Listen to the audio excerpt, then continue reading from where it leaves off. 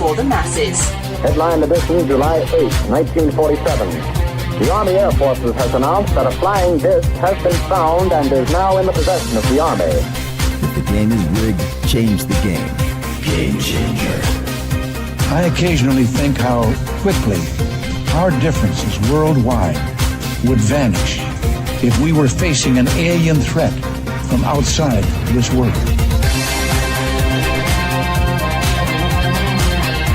This is Fade to Black with your host, Jimmy Church, on the Game Changer Radio Network. All right. Good evening. How you doing? How you doing today? Well, it's Fade to Black, first off. Today's Tuesday, September 23rd, 2025. I'm your host, Jimmy Church. Let's do this, man. Yeah. What an amazing week on Fade to Black. It's a short week this week. Last night, Travis Walton was here with Jennifer Stein. An extraordinary conversation last night. And tonight, we've got Tony Rathman back with us. And we're going to talk about his new thing. It's called Staticom. Okay, so we're going to be talking about that tonight. Staticom Revealed. And then tomorrow night, Wednesday, Dean Bertram joins us. We're going to be talking about a subject that I know really well, but I don't know if we've ever covered it on the show. And that is the shaver mystery. Yeah, and if you're not hip to it, you want to dial in tomorrow night. It's a part of, when you jump into this subject, let's just go UFOs. But that covers so many different things, right? Ancient history and stuff. And that's what the shaver mystery is part of. That's UFO 101. And when you go through this, I'm just going to say this very briefly. When you go through this thing and you're starting research and you're doing stuff and you're looking and you're clicking through videos and you're collecting books and you're going backwards and looking at different historical cases, and then you will stumble upon the shaver mystery. And I talk about Long John Nebel a lot on this show. Long John Nebel is one of the greatest radio hosts in the history of radio. And throughout the 50s and 60s, the shaver mystery he covered. Think about how many shows I have done, right? Okay, just imagine if I did the shaver mystery one night a week, right? That I always came back to that's what the shaver mystery was to this community for decades. So that's what we're going to do tomorrow night with Dean. Thursday night, we are off air. I am on the road. And Monday, we are off air too. All right. I've got a road trip in front of me, and I've got the front and back to take care of. So Thursday night, Monday night, we are off air. All right, kids, you got that? You got that in the schedule? I have 6 events coming up in 2026. I got notifications yesterday and today about 2 additional things that may show up in the schedule. I'm seeing if I can juggle things and make things happen. I don't like saying no to anybody. Well, I'll say no. What I mean is, if I want to do the conference, I'll try to make things happen. All right. But coming up in February is the Conscious Life Expo, February 20th through the 23rd at the LAX Hilton. After that is the Contact Modalities Expo, May 1st through the 3rd, 2026 in Delavan, Wisconsin. Right after that is Contact in the Desert, May 28th through June 1st, 2026. And then I come back from that and head south to Peru for the Inca Celebration of the Sun with Brian Forrester. That is June 23rd through July 1st. Come back from that, I head over to the UK to Scotland for the Monty Python Tour of Scotland, August 1st through the 9th. Come back from that, I go back to Peru, this time to Easter Island, and that is November of 2026. So I've got a full 2026 coming up. Come and hang out with us. All of the links for everything that I'm doing are in the description box below over on our website and throughout social media. Okay. All right. All right. Where am I? I had something else I was going to share. Doesn't matter at this point because tonight we have Tony Rathman back with us. He's one of my favorite investigators. He and his wife, Cherie, are absolutely amazing. And when it comes to Tony's research and how he approaches an investigation, he builds stuff. The first time that I met Tony in person, I walk up to his pit, this area of gear. Imagine like this studio, but everything in it is for paranormal investigations. I couldn't believe. What's that? What's this do? What's that? What's that? Where'd you get it? I built it. You built all this stuff? My goodness gracious. Not all of it, but he can lay claim to most of it. And it's incredible. And we have put it to use. I have seen it in use, and he's just a man on a mission. And so when he builds a system like this, he tested. We're going to go through all of that tonight with you on the air. But it's just gear, right? There's no artificial intelligence. There's no internet involved. It is just communication with another dimension. I can't explain it any other way. Tony can explain it better. He is a paranormal researcher. He's an investigator. He's a technology innovator. I've just talked about all of that. He does push the boundaries in this genre. With over a decade and a half of field experience, he has dedicated his work to designing advanced tools that bridge the gap between science and the unexplained. I would like to welcome back to Fade to Black my good friend, Tony Rathman. He's right there. Tony, how you doing, man? I'm doing great, Jimmy. Pleasure to be back and looking forward to discussing what Staticom is capable of. Yeah, man, it's going to be great. It's always great, and it's so good to not only see you, man, but to hear your voice. I miss you, and I miss Same you, here. Mr. Reed, too. I miss your troublemaking partner in life. Can we just hit the ground running? Absolutely. I mean, normally with you, we're friends. I just want to talk and get caught up and family and what you're, but let's just get straight to it because we have a lot to cover tonight, Tony. And, sure. Tony has sent me a bunch of clips, everybody, and they are video clips. When I play the first clip, I want the moderators and everybody in the chat to pop in and let me know that you can hear the audio. Okay, because I've got things set up a certain way here tonight, but there's only one way to test it, one way to find out, and that's to go live, man. Go live and see what happens. So just let me know when we get to that point and that audio is happening. Okay, so let's go.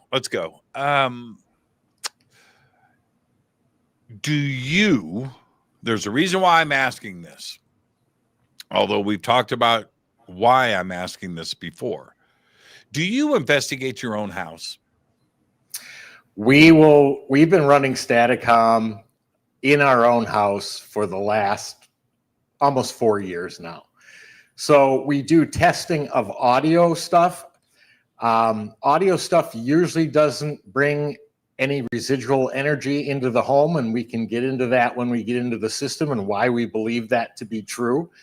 Have we had things in our own home that we've brought from investigation? Yeah, we have. And we had to get additional help from friends and people that had experienced knowledge to get it removed. But we have not had that problem with audio or voices.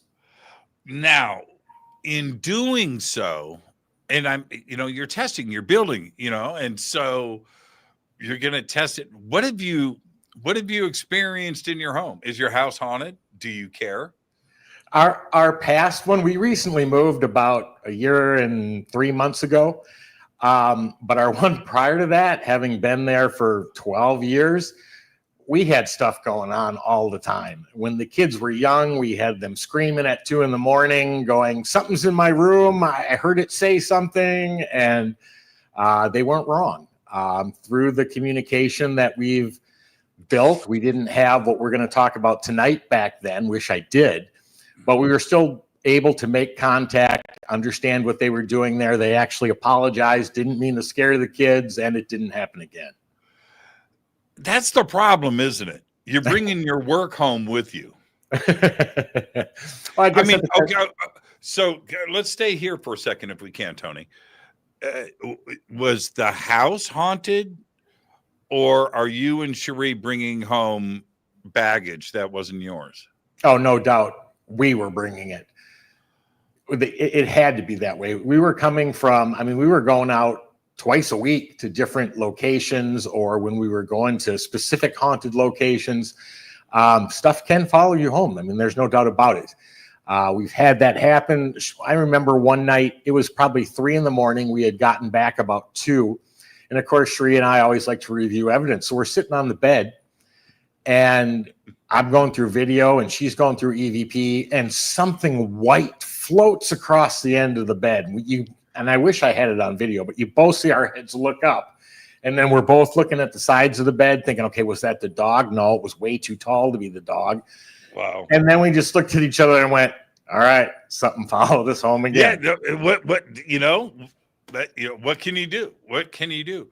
I told the story a lot on the air. And for those that have never met Tony before, now Tony is here with us. I've told the story to so many guests about this investigation we had done on the Queen Mary, right? Queen Mary? Yep, Queen Mary. And Tony and I were sitting down. I'm not going to tell the whole story, but it's great that Tony is here because I can actually ask Tony about it. So we were filming, we were doing a TV show, and we're down there, and to my right, to Tony's left, Tony is facing me. We're sitting. Tony's facing me. So to Tony's left, to my right, is the camera crew. So there's like 3 cameras and a sound guy, maybe a director or a producer, and there's like 5 of them in a row against the wall, facing us. And I had the sound guy right next to me with a boom. Okay, so anyway, we have this moment. Tony's got a piece of gear there we're messing with, and it's sitting on the table, and we had some Tesla things lighting. We had some stuff going on in this room. And I think Susan Slaughter was in there with us too as well. She might have been hosting, right? Yeah. So anyway, and that's when we had like a 5 or 10 second silence that happened. And so during this silence, to my right, I hear a hum. Just like that. And I look up at the sound guy. And then I turn around and I looked at you and your eyes. This is Tony. So Cherie was like, right? Okay. So yeah, next to you was Cherie. Right. Your wife. And so so you heard it. We all heard it. We all heard it. Yeah. And I asked the sound guy, I go, was that you? And he goes, what? And I went, no, that wasn't you. What did you hear? It was pretty trippy to have something disembodied so loud. Well, but you spun around and looked behind you. I looked up, but you kind of went over your shoulder like that. What did you hear? What was going through your mind? I heard the same thing you did. I heard somebody go, almost sounded female, if I remember correctly. It did. And I could not tell where it came from. In fact, if I remember correctly, you were saying, I think it came from over here. And I was like, no, I think it came from behind me. Mm-hmm. But that's the thing about what's called direct voice phenomena, is that locating it is absolutely near impossible. Direct voice phenomenon is where you can hear it with your own physical ears, not through a recorder, not through other technology. This was something we all heard with our own ears. And that doesn't happen very often. That's a rare occurrence, but we all heard it. We all reacted to it, and we all started looking for it, which was a great experience to have on the Queen Mary. I think that was back in 2020 in the middle of COVID, because it was shut down. There was nobody else on the boat but the film crew and us. But yeah, that was there was nobody else in Long Beach. Right. I mean, they have like a 5,000 car parking lot, and it was just us. Right, and I've been down there a lot. I've never seen that parking lot empty like that. The cruise lines are out of there too as well. Those parking lots are all full, and we were the only. Yeah, you're right. It was in the middle of COVID. We had to take all the COVID tests to even, and the crew every day. and everything else. Yeah. They really, that was really interesting. But we had the whole boat to ourselves. So, my reaction to it, because I've done a lot of paranormal investigations, but this was one of the first ones I had done. We had multiple crews, multiple camera crews in different parts of the ship. We had a huge control room that was set up upstairs, and it was great to have that kind of production, right? That kind of thing, and it was huge and fun for me just to do that with all my friends, so anyway, and that was the other cool part, was that the directors and the producers were all friends of ours, right? So it's like this big fan. It was amazing. Anyway, great. To cap it all off, for me personally, to have that happen, I couldn't explain it. I could tell it was a very unique thing. That night, I'll say this before we move on, because I want to focus on our homes here, and then we'll get to Staticom. That night, we were walking to our cars. It was like 1 a.m, 2 a.m. We had wrapped. It was a long day. Right. And walking to my car, you're behind me, right? Yeah. And big empty parking lot. It's dark, but I just threw up my arms and went, yeah, I heard a voice. And I was so happy about that. And you came up and you go, man, that was crazy. And I was like, that was nuts. And then you let me know then how unique that experience was. And I'm just so honored to go through that, because now I can talk about it with other people from that viewpoint, right? I was actually there. I heard it, and I can't explain it. And like, I stated before, that's not a common occurrence. And for that to happen, for you to get to experience it firsthand like that, I think I maybe heard similar, maybe 3-4 times at the most in 15 and a half years of doing this. Direct voice phenomena is rare. Yeah. It's crazy.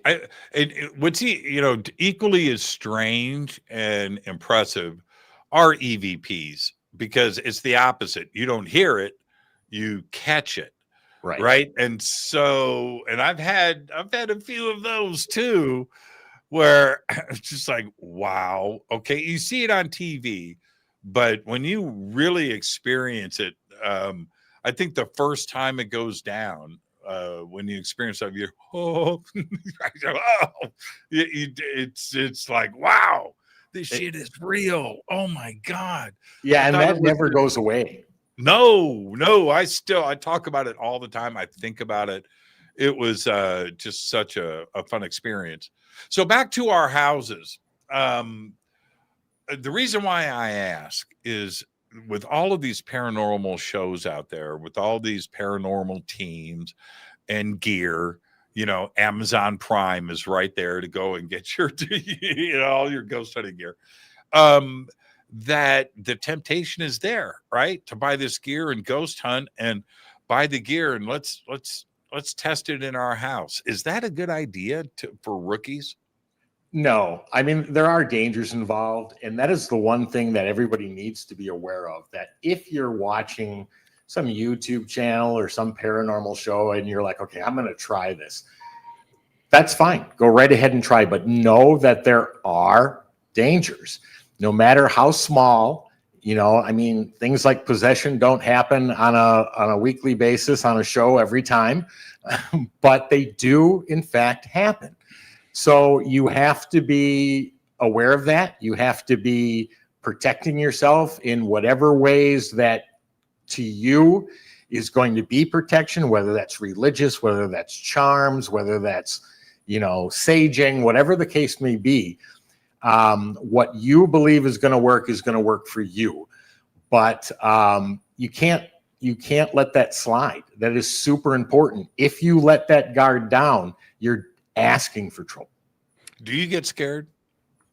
Everybody gets scared, no doubt about it. I mean, there are times I have jumped, I have screamed when certain things have occurred that I wasn't expecting. That surprise shock.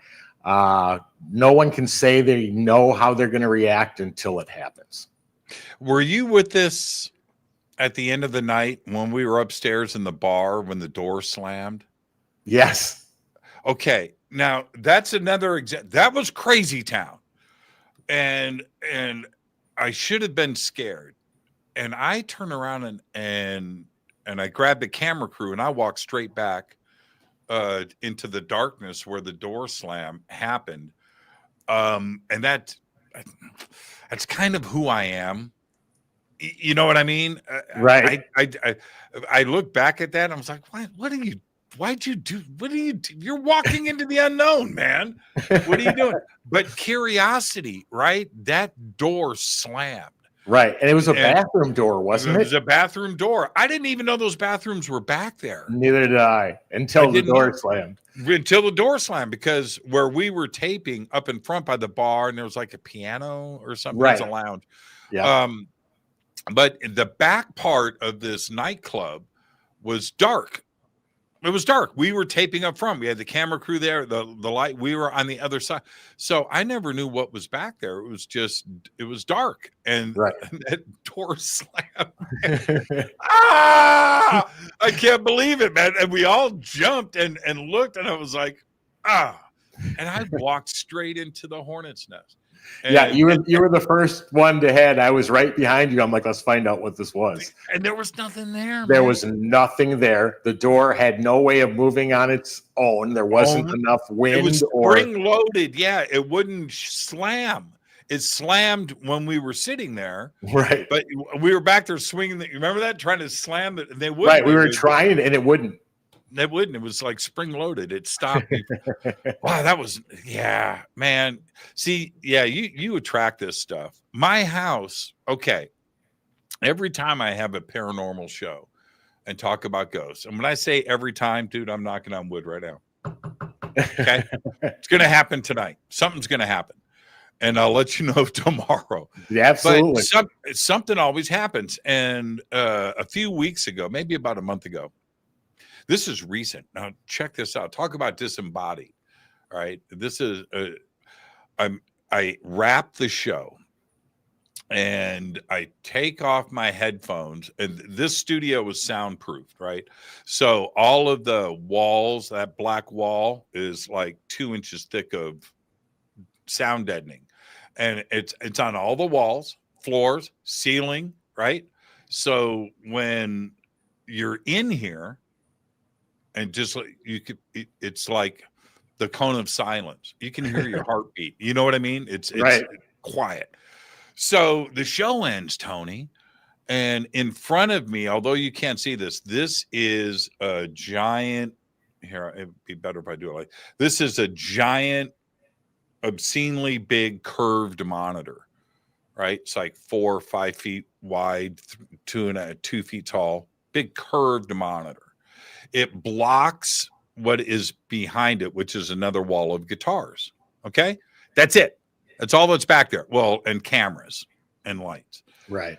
Okay. So the show wraps and everything is shut down. I take off my headphones, right?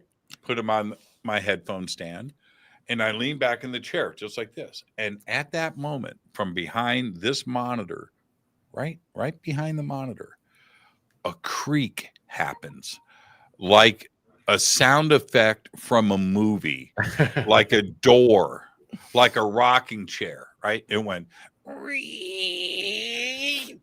like, and it was loud. And I looked, and it's right behind my monitor, and there's nothing there but wall and guitars.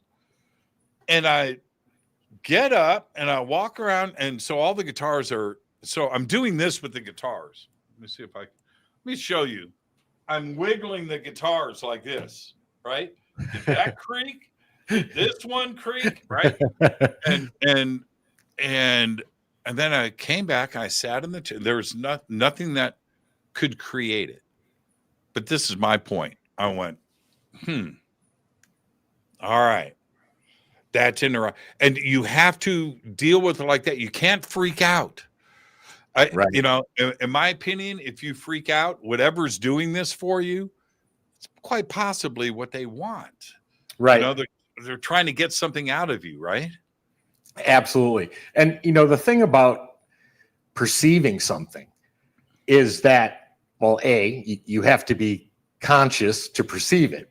That's a prerequisite. But you did perceive it, which means it is no more real, no matter what it was, whether it was something paranormal or whether it was something explainable. It happened. You couldn't explain what it was. And that experience is every bit as real as every other part of your life. And it sure is real, you know, and I gotta say, I kind of liked it. It's addictive. It's pretty fun. You know, what is it? It's supernatural, right? It's the perfect definition of paranormal, right? It's all of those things. And I kind of dug it. I kind of dug it, and I just moved on to the next thing. I didn't lose sleep over it or freak out, but man, it's really cool when it happens, isn't it? It's amazing. And that I didn't believe, you know, 15 and a half years ago, I didn't believe any of this. Cherie's the one who got me involved. And it all began from the very first investigation we ever did. And she wanted to go ghost hunting on Valentine's Day back in 2010.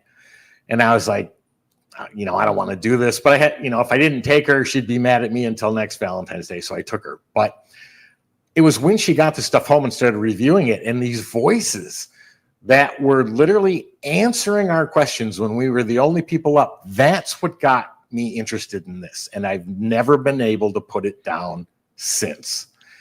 And really the only change, I mean, even 5 or 6 years ago, when you and I met Jimmy on the Queen Mary, we were ghost hunters.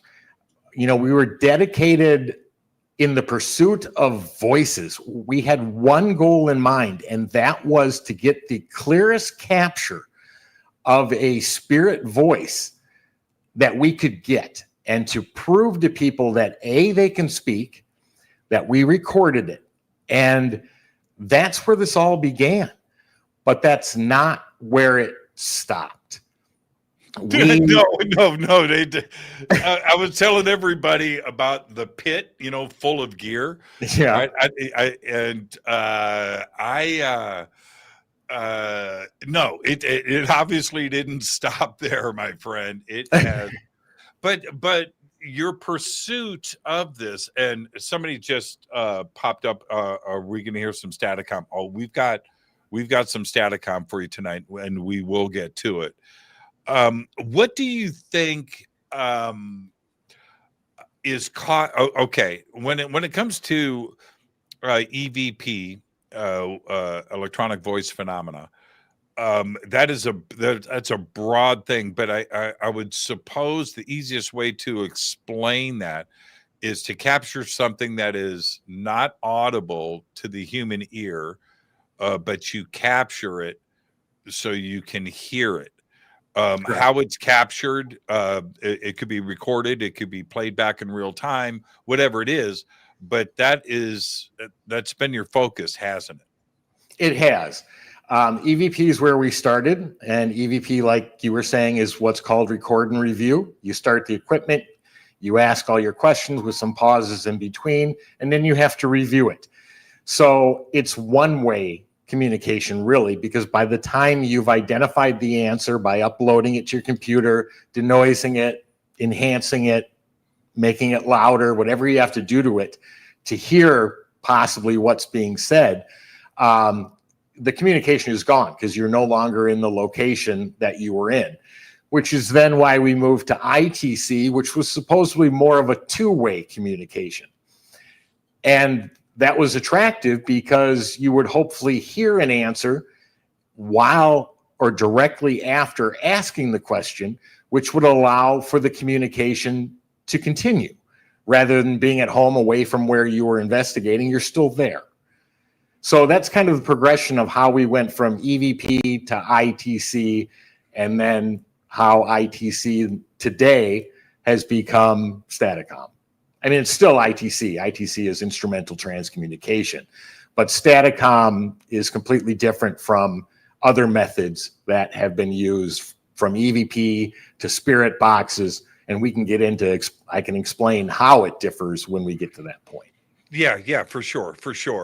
And spirit boxes, everything that has been built, there are, I've seen friends of mine that are very creative in the audio world, whether it's guitars or studios or recording, that are into this subject. Well, we have, this is what we do. This studio of mine here is a radio studio. It's a television studio.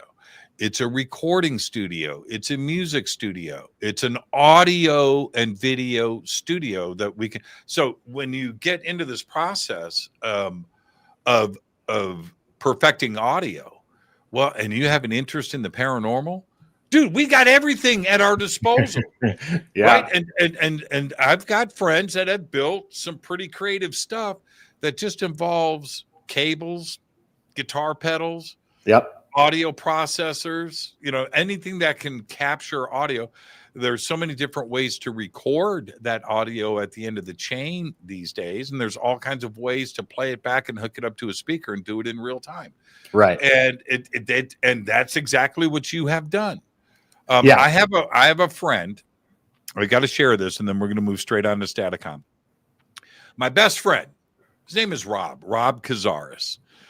And Rob and I grew up together at the right age, and did all those things in the 80s that we should have been arrested for, but we somehow evaded the law. I remember those days.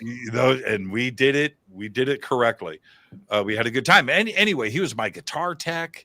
He was my best friend. He was my neighbor. His parents fed me and clothed me. You know what I mean? We just great friends. But I haven't seen him in probably, I don't know, 8 years, 10 years. He lives in Florida now, and he's always touring. He's a tour manager of rock bands, right? But he's out here in California a couple of weeks ago. And this is what he does. He comes over to my house. I haven't seen Rob in 8 years. I want to go, how's your sister? How's your mom? How's your life? What's going on? You know what he says to me? Right here in my living room, man. He sits down. And I'm like, so how's your mom doing? He goes, hey, man, so check this out. You ever heard of the Bell Witch? I go, what? I just did a tour of the Bell Witch stuff, and I went into the cave.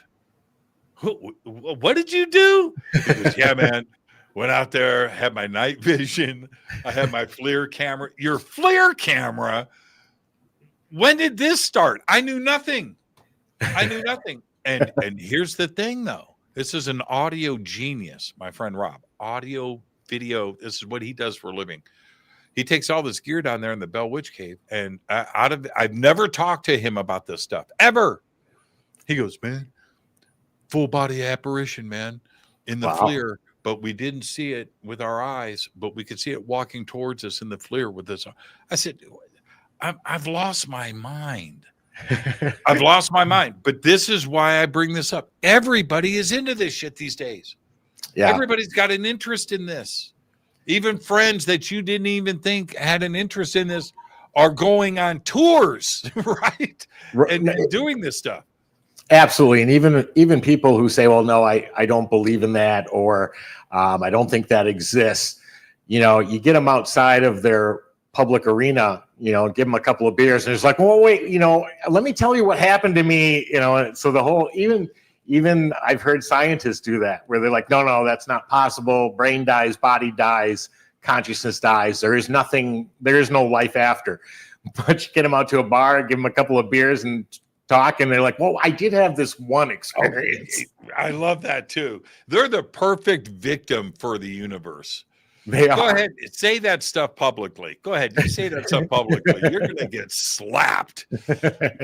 Something's going to happen. Your mean Aunt Martha's going to show up in your bedroom.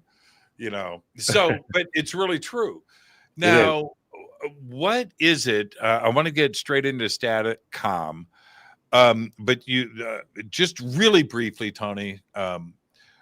Staticom, where we are today, 3.0. Sure. That's an evolutionary piece of gear. It is. You've been building stuff for a very long time. Been building for about, yeah. So what are the stages to landing on 3.0? Sure. Okay. Well, the biggest concerns, whether it be from EVP or ITC, were twofold from academia, scientists, and skeptics. The first thing they said was, I can't hear it. Your brain is trying to pattern recognize what it thinks is speech. It's not clear enough for anyone to determine that. You're probably hearing warbles and artifacts of sound, and your brain's pattern recognizing it as speech. That was concern one when we advanced stuff forward. The second one was with ITC. They would say, wait, you're telling me you're getting voices from the other side, but your device for achieving this is a radio.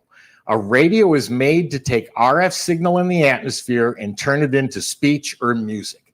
How are you going to tell me these are voices from the other side?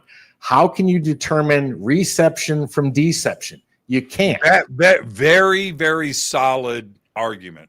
Absolutely. Yes. Absolutely. So when we were with former partners at the time, but they went back and they did research on the most effective methods of spirit communication that were ever used, weren't debunked, weren't proven as fakery.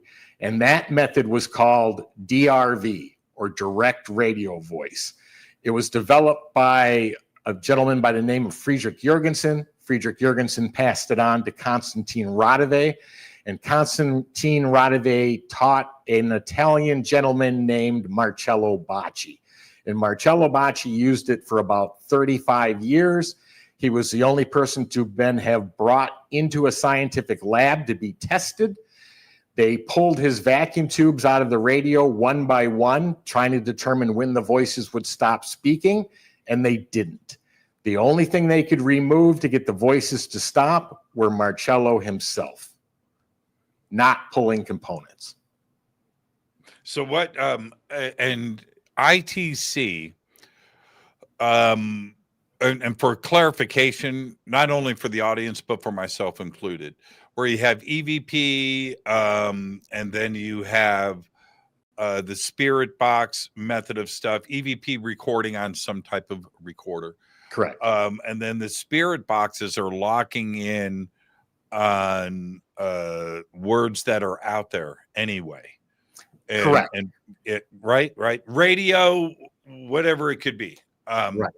And capturing those and putting those into senses. Also very interesting and very fun.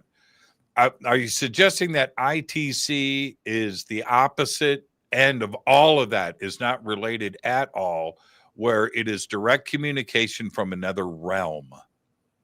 Well, the term EVP was used for all spirit communication until about I think it was the mid to late 50s, where a gentleman came up with the term ITC, introducing the fact of two-way communication versus just one. Right. So EVP is actually a form of ITC. Spirit boxes are a form of ITC. The difference between a spirit box, which scans radio, AM, FM, up and down, reverse, forward, backwards, you can change the speed on the spirit box of which it scans. DRV did not scan a radio. It sat on a vacant station, meaning white noise only. That's the main difference between direct radio voice and a spirit box. And the theory behind a spirit box was that spirits would take the fragments of audio scanning at 100 milliseconds, would take those fragments of radio and turn it into their own system, or their own sentence, excuse me. What we realized is, through our research, was they don't need those fragments of audio at all.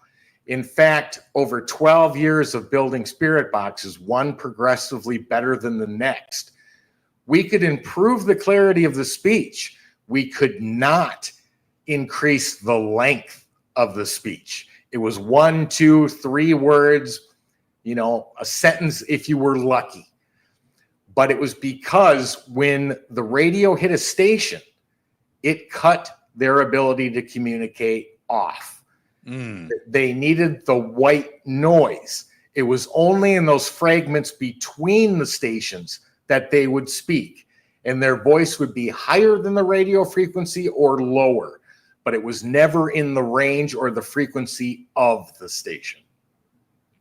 And do you have a classification for Staticom? Well, Staticom, we removed the radio completely. There is no radio used. We replaced it with a white noise generator. It produces every sound from 20 hertz to 20,000 hertz, every frequency the human ear can hear. And it's at a spectral frequency of 1, meaning every sound is equal. One is not louder than the other, which gives you that white noise hissing sound. Right. And white noise has no vocal data whatsoever. No words, no sentences, no syllables. There's nothing, no vocal data in it. Yet that is all we need to use to hear them speak. Then we realized we had to slow down the white noise in real time. So the other thing, a difference with Staticom, is that, like when we were talking about EVP, I would say, well, you'd make your recording, then you'd have to bring it home, you'd try to enhance it, denoise it, maybe slow it down, maybe try to get rid of distracting noises.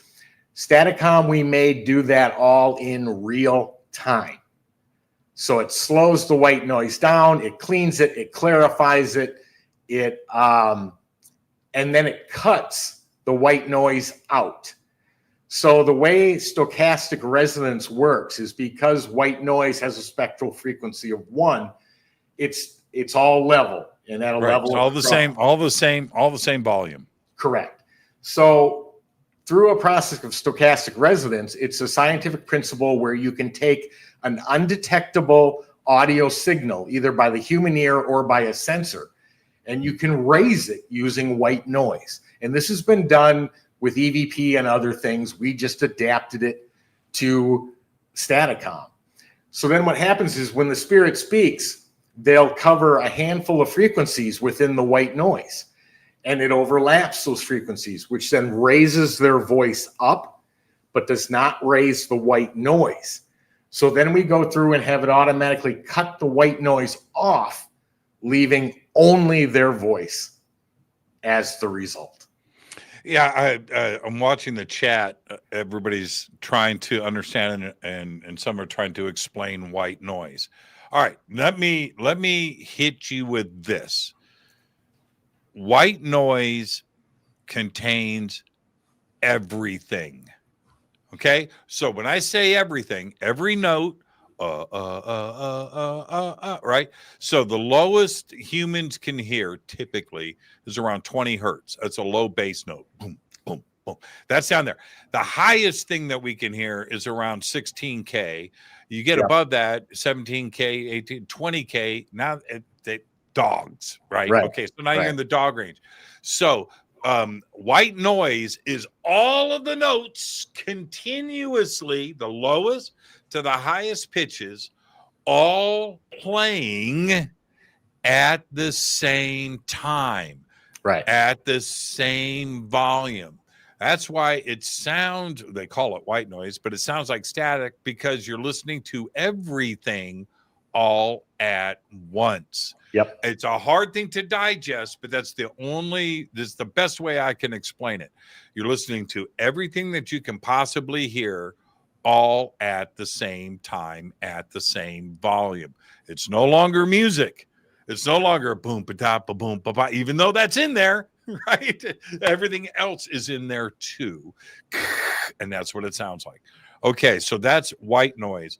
Let's before the break, let's get this set up, and because we've got a lot of things that we're going to listen to tonight. You mentioned Bocce earlier. This is the first track I'm going to play, and I want the chat, Bill, Jessica, and John, and everybody else in the chat. Please let me know immediately if you can hear this. Okay, I want to make sure that you can. Let me back this up. We're going to start at the top. Here we go, Tony. Marcello, can you see us? Yes. Thank you.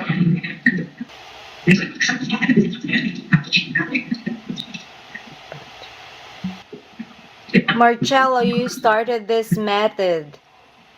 It's working. Can you please try to communicate with us? Wait.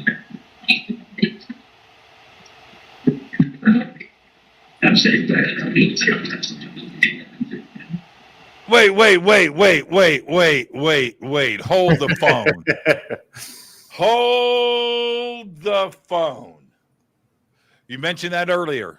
You got 1 word, 2 words, 3 words. You got to clean that up. You got to go back and catch it. You got to do this. You got to do that. Very rarely did you get a complete sentence. That's a question and answer session. Correct. But that was originally DRV, direct radio voice. This was the very beginning. That was the first answer we ever got, or one of the first ones. And it was also the clearest one we ever had in an entire year of research. Man, you know what? Listening to Cherie, that's Cherie's voice, by the way, and she's probably listening in the background, listening to me. So I'm going to say this out loud. She's a troublemaker. I say that, with the warmest of heart. She's trying to get to the bottom of this. Her interest and her dedication is so forward.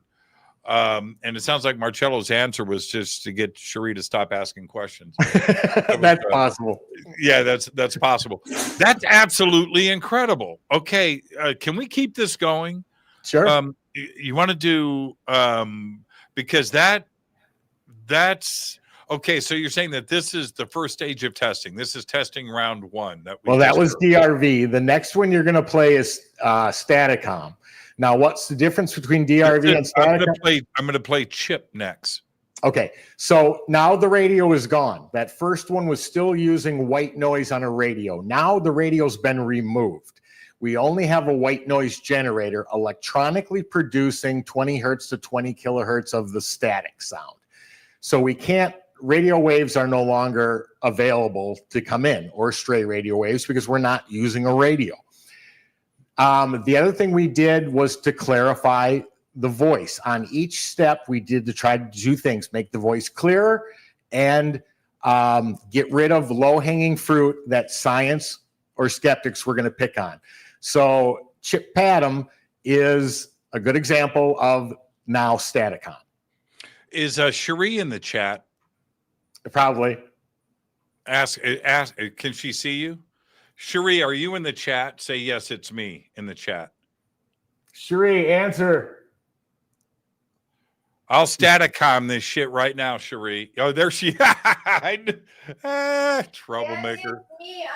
Okay, we got you, troublemaker. Okay. All right, let's play Chip. Here we go. Can you say Tony? Did you just say Rathman? Yep. So you know who I am. Can I know who you are? Yes, sir. Thank you. Who am I speaking to? What?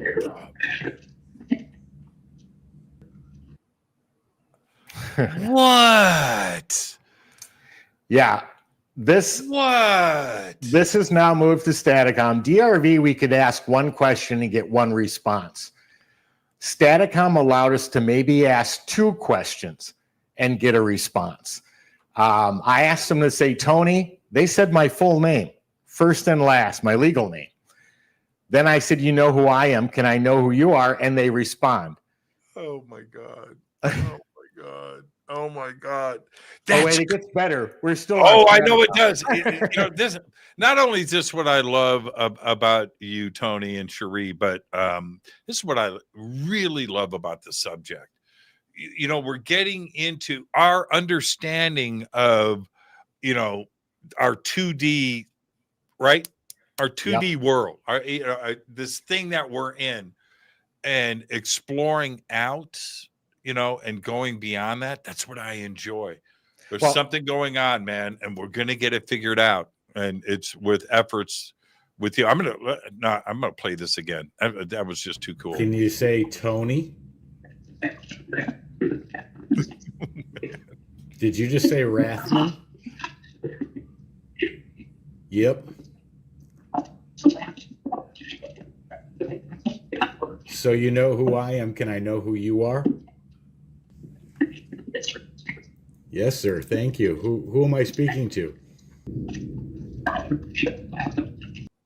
Dude, that is so messed up. That is so messed up.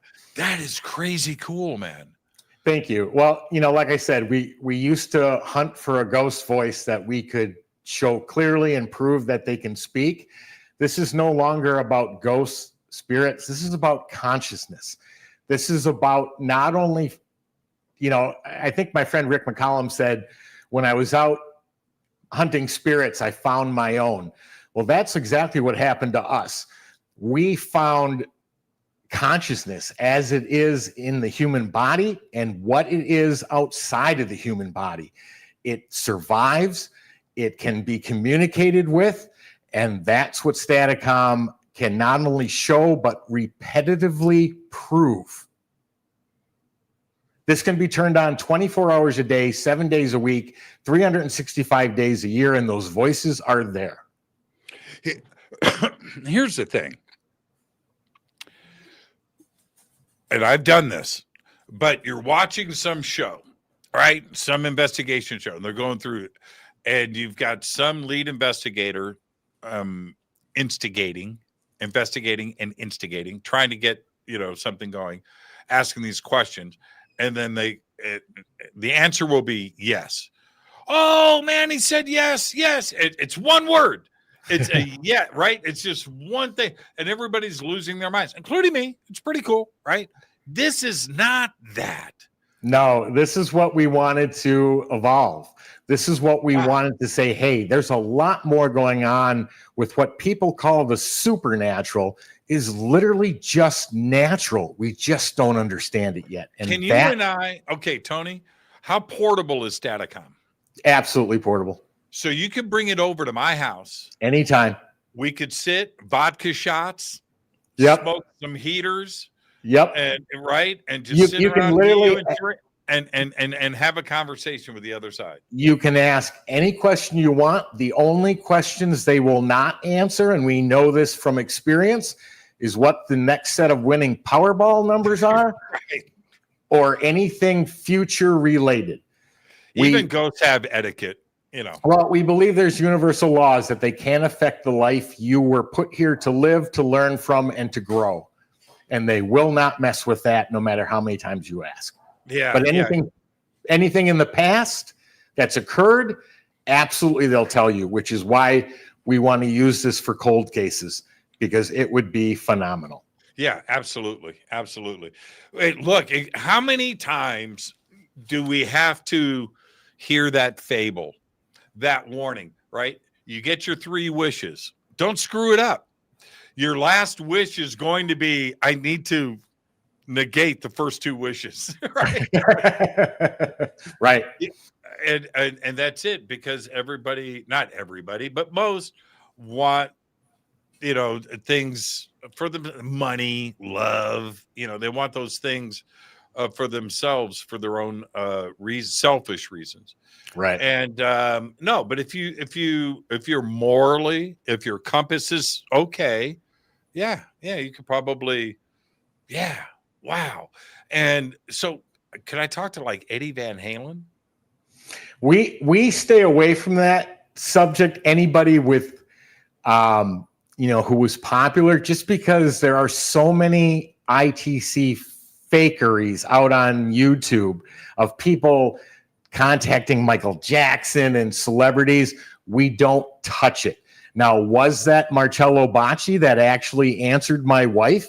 Maybe, but we don't have spirit caller ID. And until somebody invents one, we have no way of actually verifying who or even what we're talking to. That's who he identifies himself as. And that's the best we can do at the moment. But can we reach out to individual spirits? Yes, we can. I've spoken to my grandfather, who passed away probably when I was 10 or 11. And Cherie spoke to her mother, who passed away from COVID 3.5 years ago with Staticom. Yeah, that's crazy. You know what? We need to make a spirit guide yellow pages. Right. Right. Oh, that's yeah. That way, if it's demonic, can be like, well, a spam call. I'm not taking this one. Right. They've all got a screen name. It's just the way. Okay, let me look at the clock. Let me see this next one. I don't know how long it is.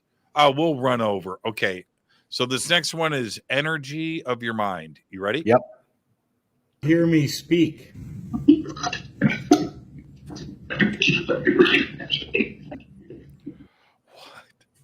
What? Okay, so what? No, hold on, one more time, because the question's a good one and the answer is even better. Here we go.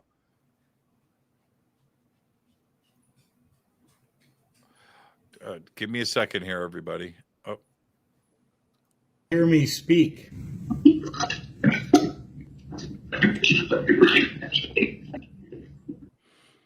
Wow. Okay, so that answer really changed our entire perspective. What I asked him was, how do you hear me speak? Because I'm human, I'm using my vocal cords, I'm creating vocal sound waves.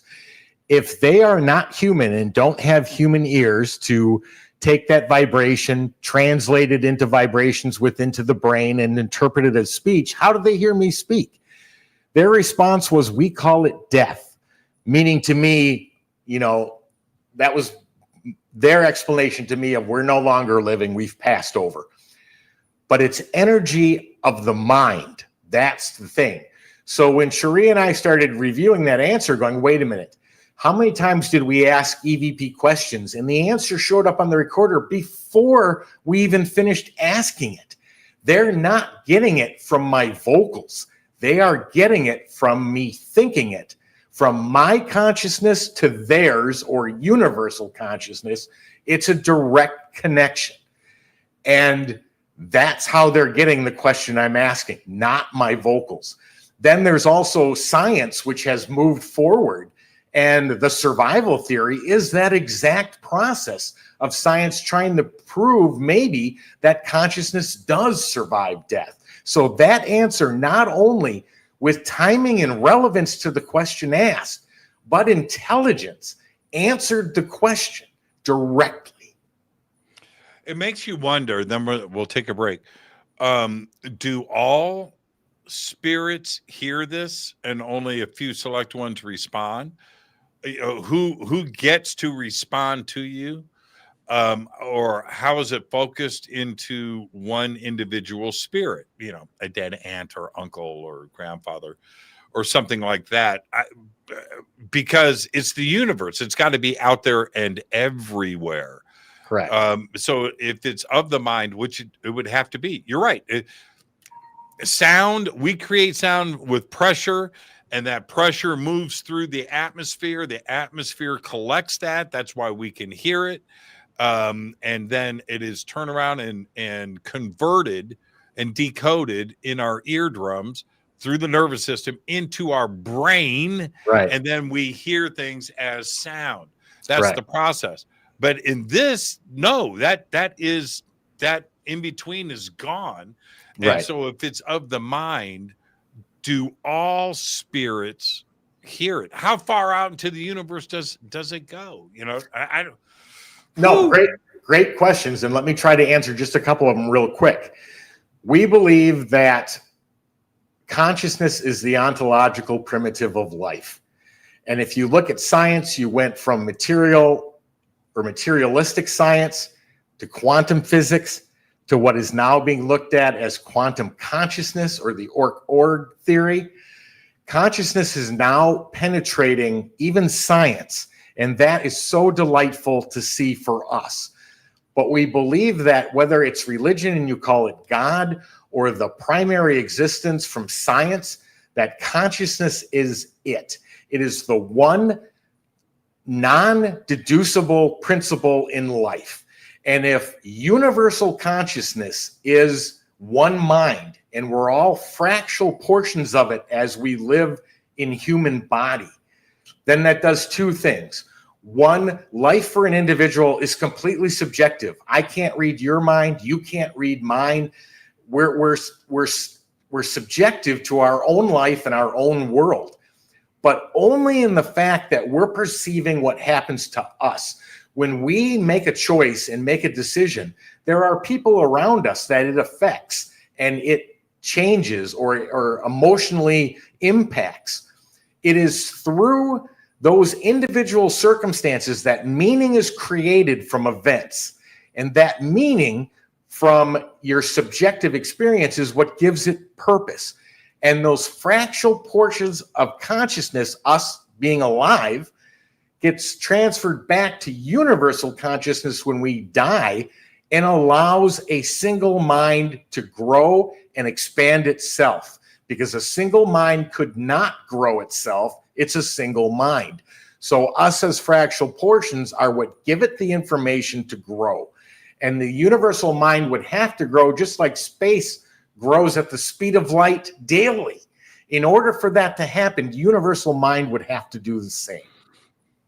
So well put. So well put. Tony, let's take our break. Stay right there. I am your host, Jimmy Church. Tonight, our guest, the one and only Tony Rathman. Tony, stay right there. We're talking about Tony's newest piece of gear. It is Staticom 3.0. We've got lots to play back and comment on.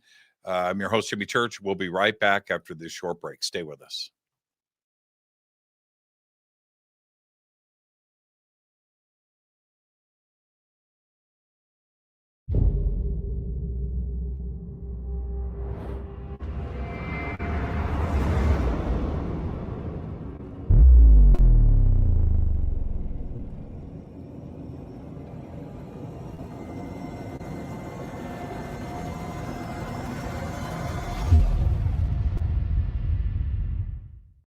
Subscribe to our YouTube channel to get your alerts and access to over 2,000 videos. Click that subscribe button right now.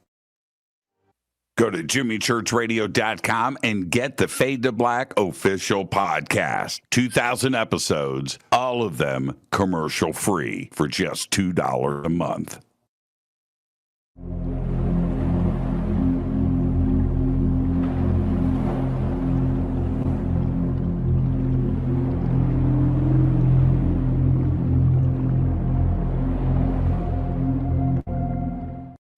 Watch Into the Vortex on Gaia TV. It's Fade to Black for the screen. Simple to do. Go to Gaia.com, search Jimmy Church, or click on the link below.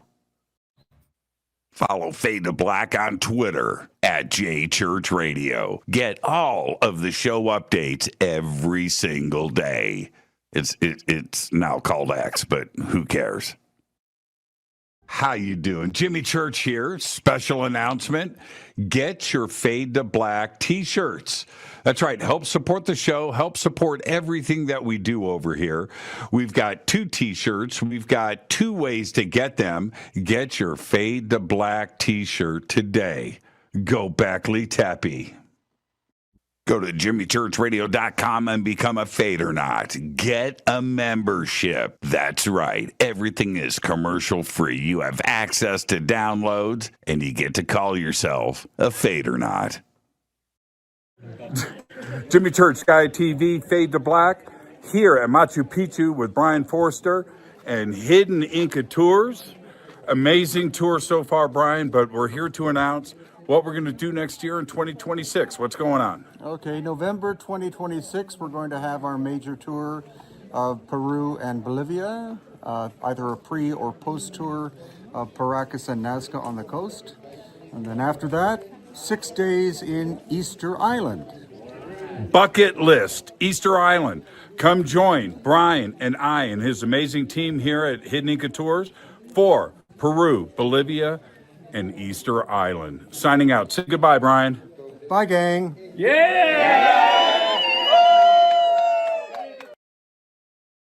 River Moon Coffee, makers of the Fade to Black blend. Truly the best coffee on planet Earth. Just visit rivermoonwellness.com or their Amazon store. It's all simple to do. You can check out the Fade to Black blend, the Game Changer blend, or any of their Black Moon Wellness products. It's the only coffee I drink. It is the best, and it's Doc. Again, rivermoonwellness.com.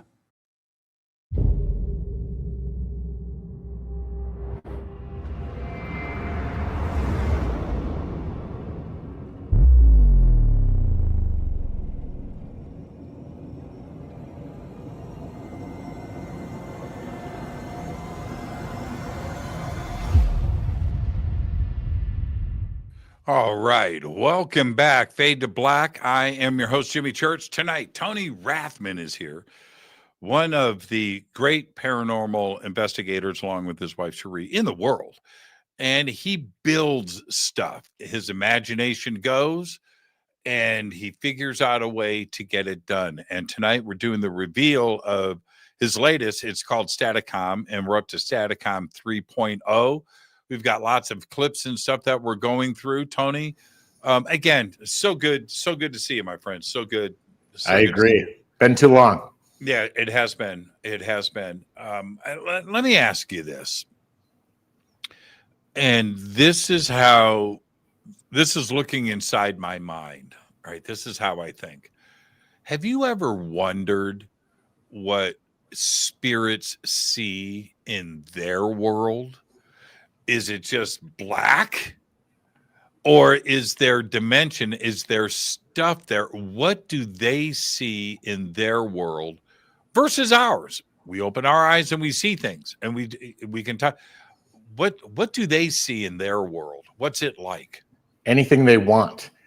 And believe it or not, that is where scientific theories like analytic idealism, which say that scientists study materialistic science or 3D material. Right. And none of that is real. That is all created within consciousness itself. And you say, well, how do you say it's not real? If I stub my toe on a rock, I'm going to feel the pain. Well, yeah, because you have trained yourself and you believe that's all real, so you never doubt it. So what does the spirit see? Well, if they're energy, frequency, and vibration, like Tesla said, if you want to understand the universe, and he said this back in the 50s, if you want to understand the universe, think in terms of energy, frequency, and vibration. Well, that's what white noise is, energy, frequency, and vibration. That is how we got to be able to hear them. Spirits, by thought, can literally sense, feel, experience anything they want, just like it's now being proposed that we can. That reality is literally influenced by our own thoughts. So somebody saying, life is so tough, I'm always struggling. Well, probably because you're always thinking that. Change your thought, and it'll change your reality. That's got to be your next piece of gear. Well, it's all you know what I mean? You know what I mean? Is it possible to then start to capture video of the other realm? Yes. Audio. This is a big, this is a big step, what you have achieved so far. But what if we can capture that consciousness, record our dreams, right? And get into that. That's your next piece of gear. I'm just saying, Tony. There are so many things. I mean, even we believe spirits have a non-locality, meaning they can answer from anywhere. So what could that do for new internet speeds? How is that getting here so fast and so clear? How is that transmission occurring? I mean, the doors it can open. And then people say, did you ask how the pyramids were built? Did you ask if Atlantis exists? I could literally spend the rest of my life asking questions to see what answers I get. But in order to keep the research going, to keep Staticom progressing, I got to pick a balance of those objectives. I don't know, man. Pyramids is a pretty good question. It is. It's a pretty good question. One of the things we're going to move on to these other clips. Here's the thing. We have the pyramids, and I'm going to say this, the crucifixion. Those are two of the biggest, if not the biggest questions that we have right now. Pyramids, we can look at.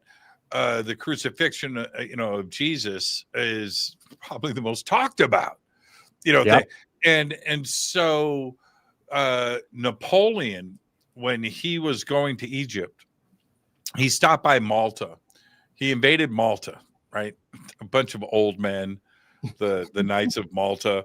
He's got 55,000 troops. You know how long it took to invade Malta? 2 days, right? They went in, cleaned up. Malta tapped out, surrendered. He goes onto the island, and this is why the crucifixion is such a big question to ask with Staticom. He goes onto the island. He takes everything they've got, right? That's what Napoleon does, fills up his ships. He even got 12 life-sized solid silver statues of the 12 disciples, loaded those onto his ship. They're missing, by the way. You know what he left them? He took everything. You know what he left? He left a piece of the true cross. He was like, here, even trade. Right. And he didn't have any thoughts or wonder about the trees. Like, you can keep the piece of wood, man. We're taking everything else. That's why that question is so important. It's got to get answered. Yeah. It's like Napoleon had his own answer for it. It didn't matter to him, but to so many others, it would. So yeah. I don't know, man. I don't know. I'm kind of with your friends on this one. Yeah. I mean, they're all to be able to get in-depth answers would be phenomenal. But the biggest question humanity has asked from day one is what happens when we die, and that is the answer I'm going after first. What about, okay, and then we've got 1, 2, 3, 4, 5, 6. We've got 6, 7 clips left, everybody. A lot to squeeze in. What about spying on your neighbors or your kids? You know what I mean? You know what I mean? Can you, I mean, is that kind of stuff possible? Well, not from a future perspective, but if it's something you want to know that's already happened, yes, absolutely it is. Have you done it? We've literally done tests, and a lot of them have happened in the last 2 weeks. I've ran test after test with a variety of individuals because people, when we came from out of Phenomenon and we ran this live in front of an audience, we had people literally fall to their knees crying because they recognized the voice, the answer that they received just brought them to tears. And so people kept coming to us saying, how can we experience this one-on-one personally? So we thought about bringing this available to schedule personal sessions online. While we may be backing away from that just because people say you can't charge for spirit communication, that's not right. And I don't disagree with that, but the research going from Staticom 3 to what we have to do next for 4 isn't going to be cheap. We're not talking about a couple $1,000s a year anymore. We're talking tens of thousands or more. And in order to do that and do it correctly, we're going to need to find a way to fund that. Man, do your thing, man. Do your thing. Charge by the minute. I would. Charge by the minute. Anyway, when we were testing, I mean, there were questions asked like, what did I have for lunch? And the answer was given. And the gentleman who asked couldn't even remember what he had for lunch. And it only had been a couple of hours, but yet they answered it. And then there was one where a lady asked a question of her son who passed away. He came in, gave his name, said, "Mom, I love you. I miss you," said the word that he passed away from. And then the next sentence was, "Reality serves you." And I found that so fascinating, what we just talked about, that your reality is a demonstration of what your consciousness believes it to be and can be changed on thoughts alone. Thoughts become things. Thoughts become reality. And so the doors just keep opening to the possibilities of what is possible here. Yeah, it's amazing. Absolutely amazing. All right, let's go to this one is called, should I say the title of it? No, I'm just going to play it. I don't want to preload what's about to happen. Okay, so here we go. You know, how did you die?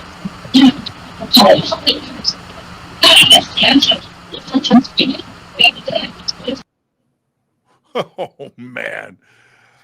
We've asked that question 100 times doing EVP and never got a response. And I had even told Tree, don't ask that anymore. Because first of all, if they answer, clearly they're not dead. Because if they were dead, they wouldn't be able to answer. But I was running it. You can see me in the bottom right-hand corner in the dark. Shri came up behind me because this lady was responding. And she says, how did you die? Well, she answered.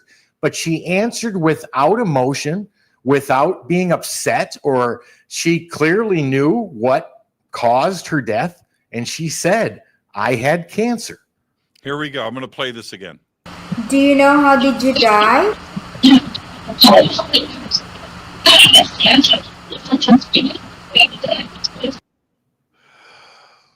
Wow. This is fascinating. This is beyond words. This opens up so many possibilities, doesn't it? Yes. It's just extraordinary. Thank you.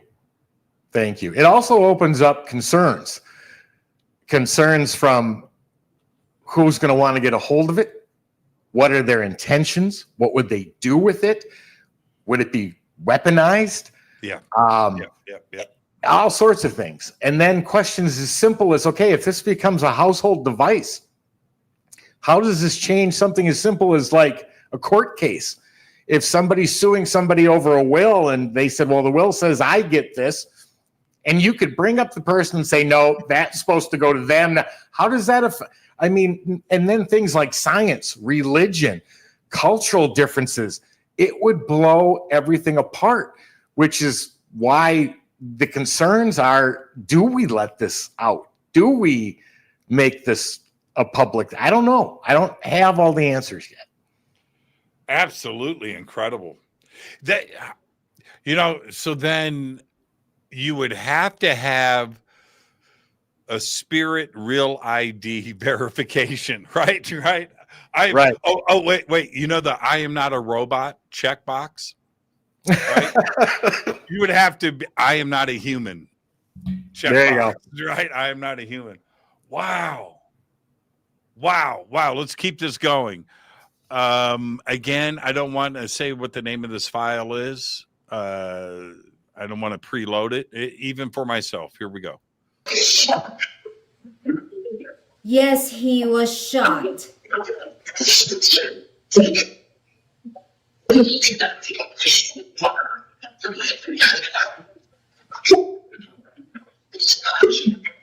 Lennon, did you know that you were shot?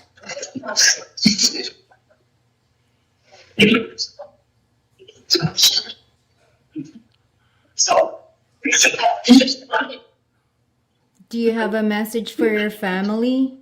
To your mom?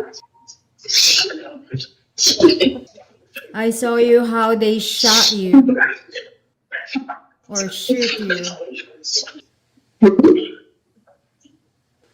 Lenin, kilala mo ba kung sinong bumaril sa'yo?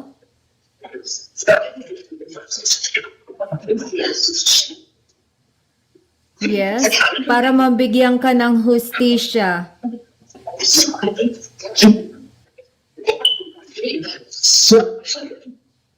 Kilala mo ba kung sinong bumaril sa'yo? Just give me the name, Lenin, so I can help you. Did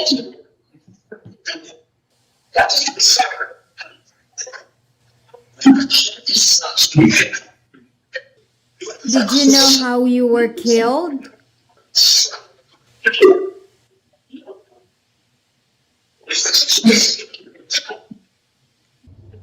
Lenin was shot and killed last Monday. Lennon, do you know who did it or not?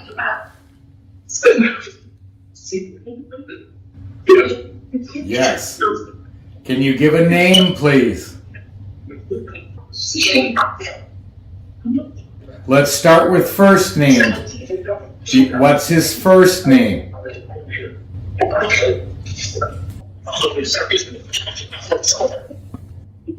Christian.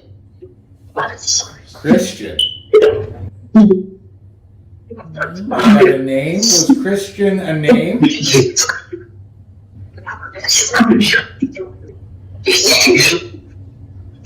Was Christian a first or last name? Okay, first name. Do you have a last name?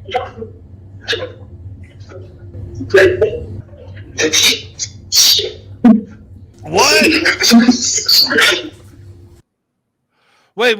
Wait. Whoa. Okay, let me explain this one. So this was when I did the final upgrade to 3.0.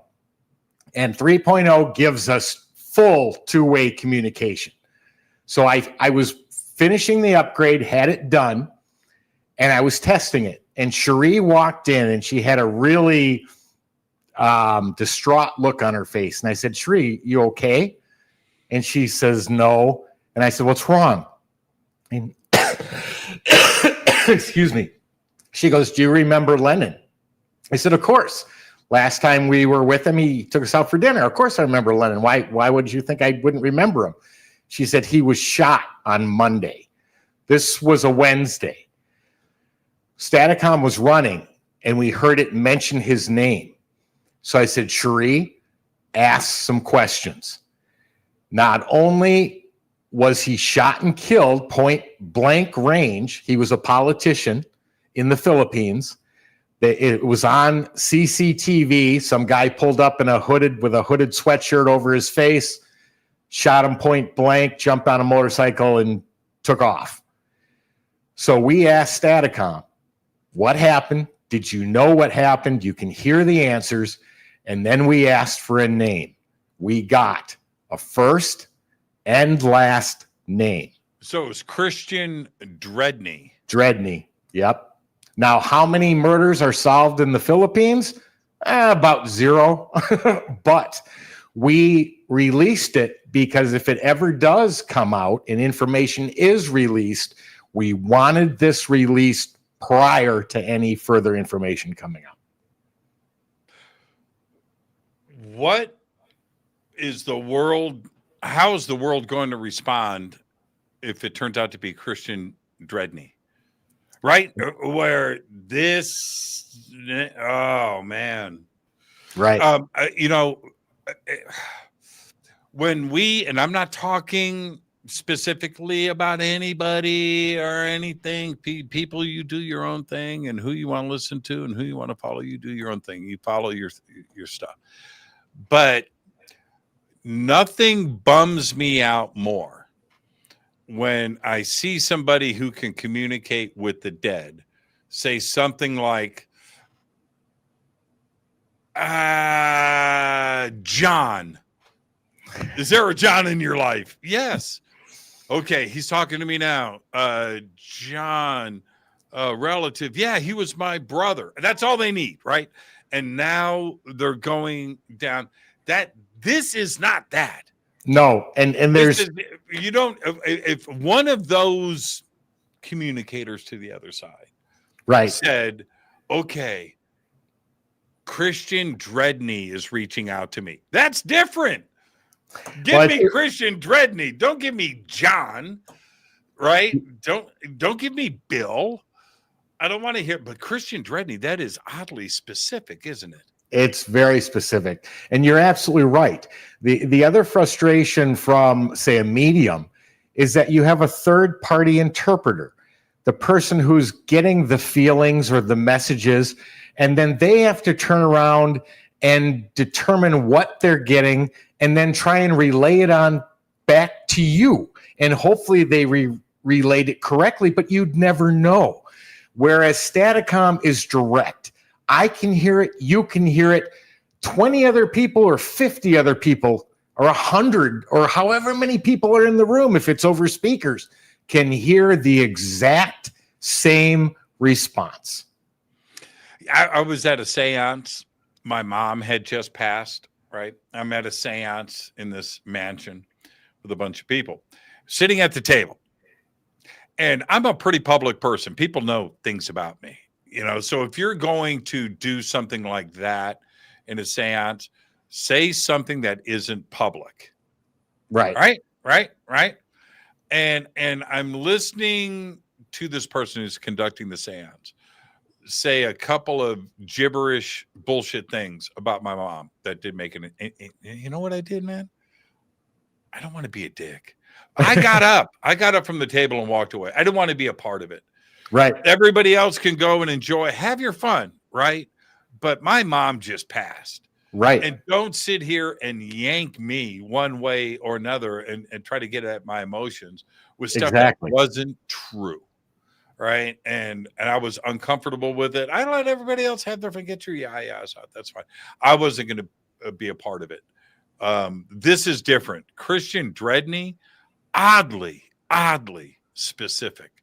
Very much so. And people have asked us, have you worked in conjunctions with Staticom and a medium? If the medium truly has ability, the connection between the two is phenomenal. It's something you've never seen before. Where the medium may start a sentence, Staticom will finish it or fill in information to further the information that they were explaining. But we had a woman come up one time at a public presentation, and she says, I'm a medium. Can I ask a question? And we said, sure, go right ahead. You know what Staticom said? She has no ability. Yeah, you see, here's the thing with that. I love that. I can count them on one hand. And I've got maybe five friends that are mediums that are so good, I won't talk to them about this stuff. Okay? All right. And they all of them have one characteristic that is the same between all of them. They don't give a shit what you think about them. They smile. They know that they've got the gift, and that's it. And it's a very unique thing that all of them share. But I tell them all the time, no, man, I don't want to know. I don't want to know. I don't want to know. But Jimmy, Jimmy doesn't want to know. I don't want to know. Yeah, they really freak me out when they have the gift. All right, let's go to what are we up to? Selective. Is that where we are? Yep. Yeah. Okay, here we go.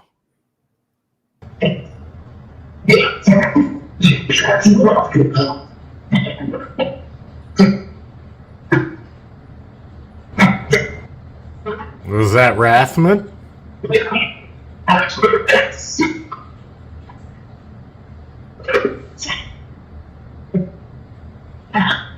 Did you say Rathman?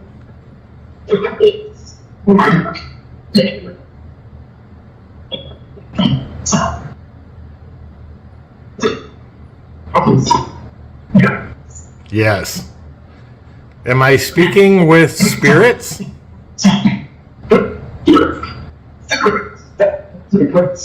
Yes. How am I hearing you speak?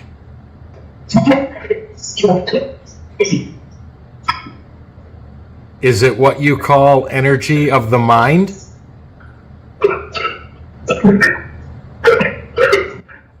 What do you like to be referred to as?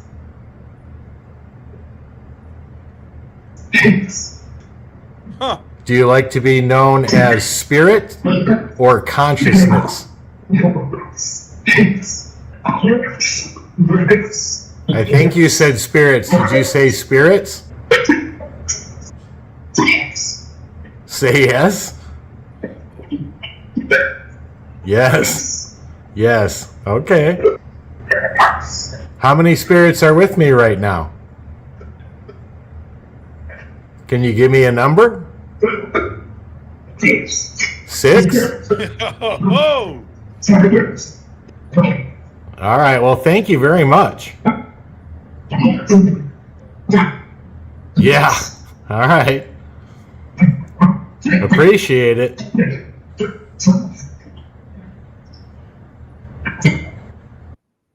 wow, wow, wow. I was waiting for him to go. Anytime, Tony. Anytime, Tony.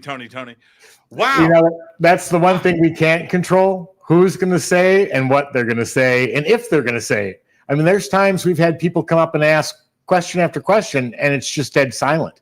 Now, I don't know if that's because they don't believe. I don't know if that's because they aren't open-minded enough.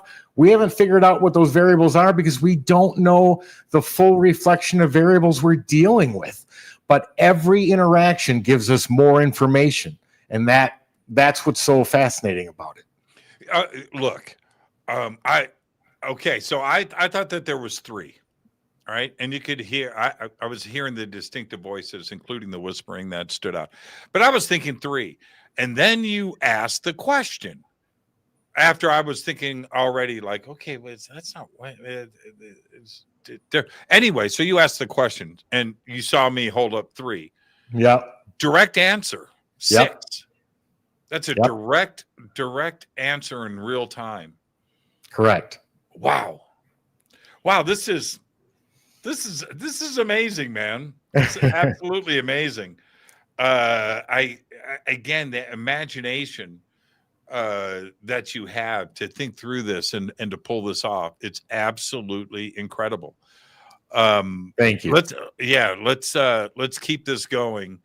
And by the way, I just wanted to ask really quick. So, what's the language of the Philippines? Tagalog. And as far as other language, yeah, when Cherie was speaking Tagalog during that Lennon one, yeah, because I was there, and although she speaks it and she speaks it all the time, I only know enough to get my face slapped. Right. So even though she was asking the questions in Tagalog, they answered her in English so that I could understand what their answer was. They could have answered in Tagalog. In fact, the word ate, which they used, is Filipino for sister. And they called Cherie that in Tagalog. But we've had many languages. We've turned it on one time. I couldn't even understand what they were saying. So, and we don't even have to speak. We can just listen to them talk. But I said, that's not English. What language is that? And I'm always recording it. And they said Turkish. So we found somebody who spoke Turkish, and they were able to translate it word for word and give me a translation of everything that was said. They were speaking Turkish. When people ask me about extra dimensions and the multiverse and the possibilities of all of this and what are my thoughts, and people are thinking this a lot, and I get the question a lot, and it's an honest question, but this is my response so everybody can kind of understand it a bit better.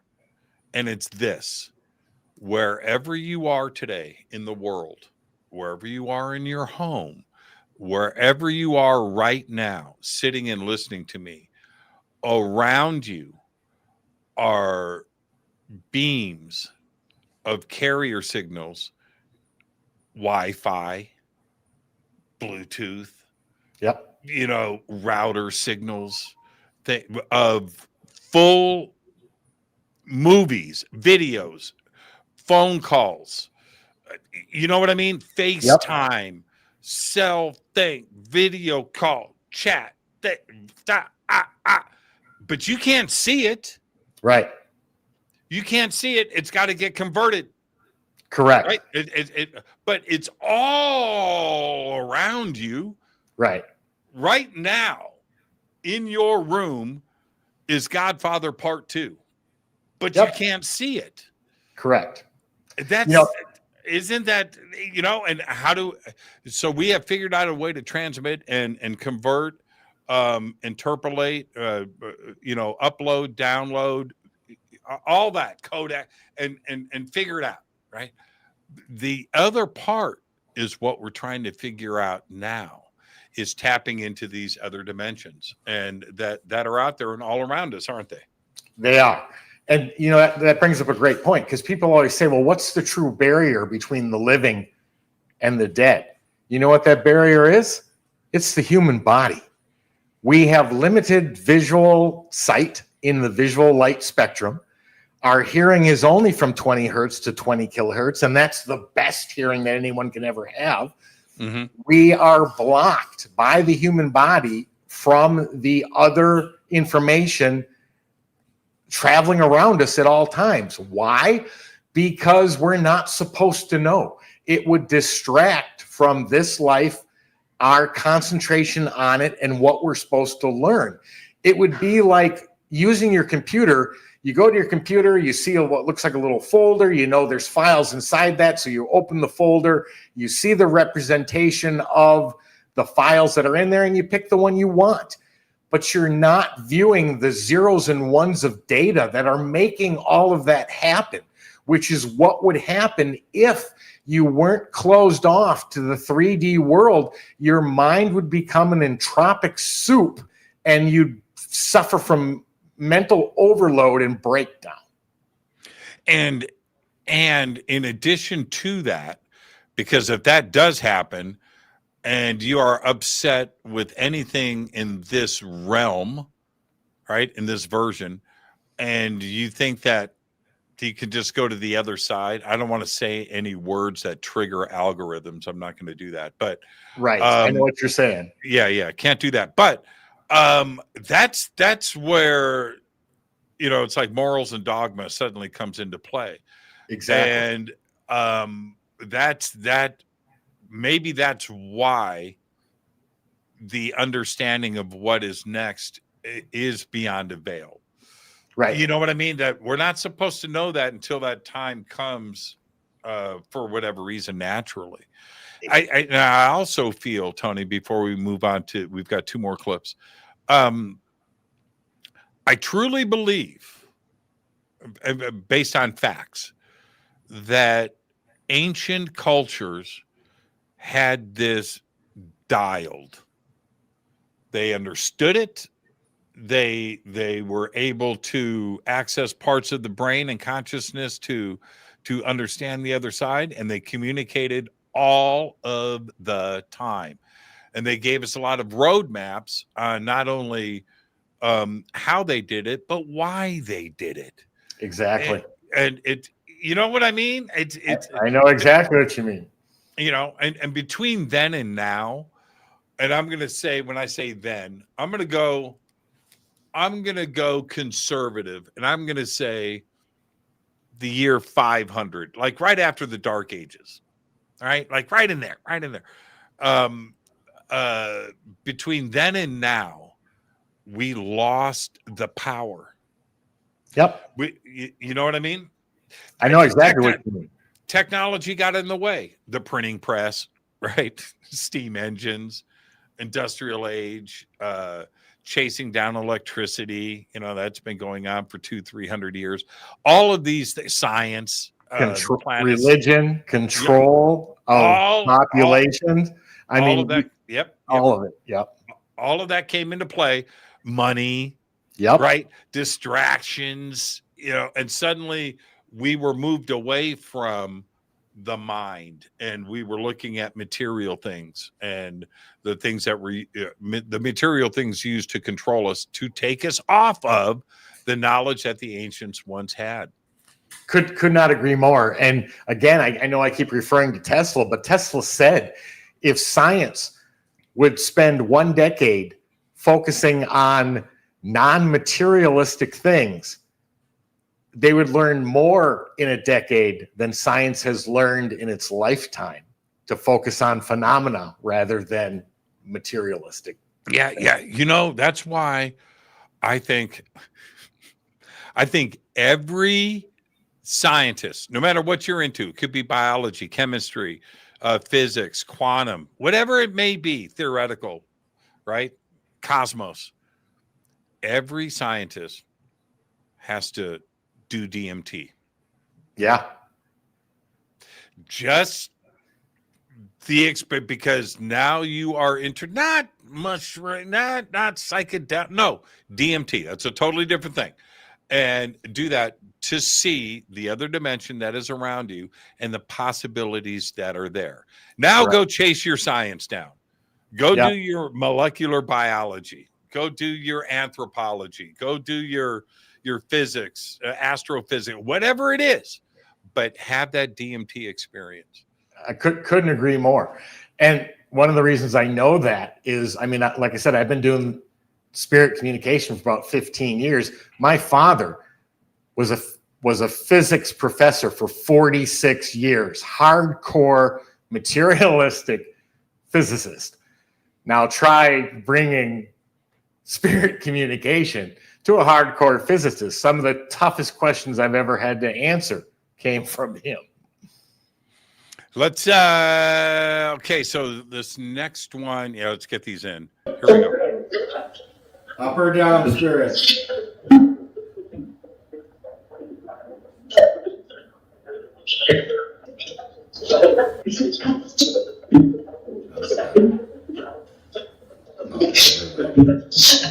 Seven. Okay, I can go to 7.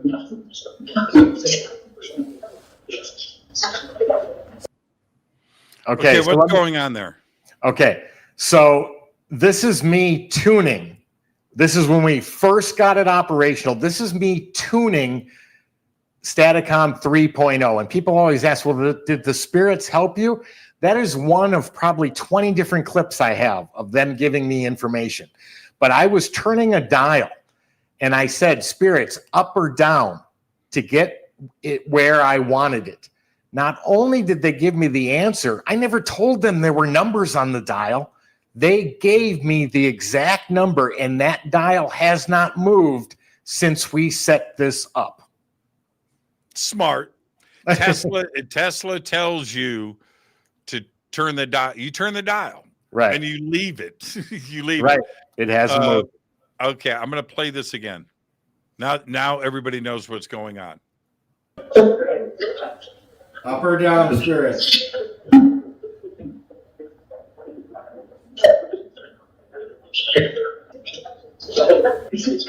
Oh, man.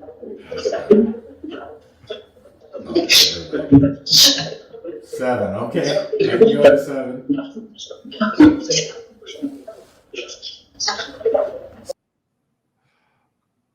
Dude, that is uber cool. Thank you. It's absolutely cool. It's mind-blowing. It literally is. I mean, we had our system when we got it up and running analyzed by PhD electrical engineer and computer scientist from the University of Oklahoma. Now, he wouldn't touch the paranormal side, and we understood that. He said, I will only look at your electronics. So then what he did was he separated the whole methodology into 2 portions. He said, your white noise generator is A, and everything else is we're going to consider B. He said, the only problem I have with it is in the white noise generator.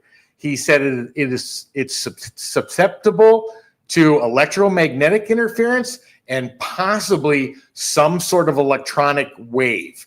So he said, what you need to do is you need to take, and I built a brand new one. I built a brand new white noise generator circuit by hand. I encased it in a steel EMI electromagnetic interference resistant casing. Then we wrap that casing in material grade or military grade Faraday material. And then he said, now I need you to ground that circuit into the metal casing and then drive a metal pole 1.5 feet in the ground and ground it to that. He said, if the voices, you still get voices after that, I'll be impressed. He's 100% correct, by the way. Right. We did that. Guess what? Didn't affect the voices at all. Yeah, a grounding rod outside with a hard line running to it, to Correct. your circuitry, Correct. is the best, safest, quietest, and perfect way to go. That's it.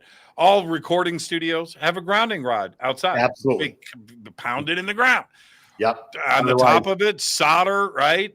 Yep. Cable that runs into your racks, and everything in the studio is connected to that and runs outside, not to the ground in your house. You're not grounding or your electrical system in a commercial building. You pop all those third plugs off. You only plug into 2. All the rest of your grounding is universal to one spot. And it's the cleanest, earthing. Exactly. And that's what we did.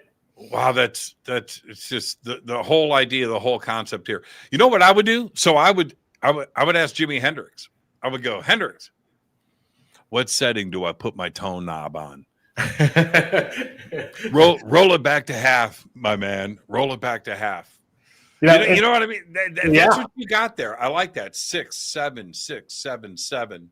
Yeah, I mean, literally direct responses with timing and relevance to the question asked and intelligence. I didn't even say there were numbers on the dial, but they knew. Yeah, that's so cool. All right, here we go. This will be our last clip, just in time to wrap the show too as well. This one is called 4th Round of Testing. Do we need to set this up?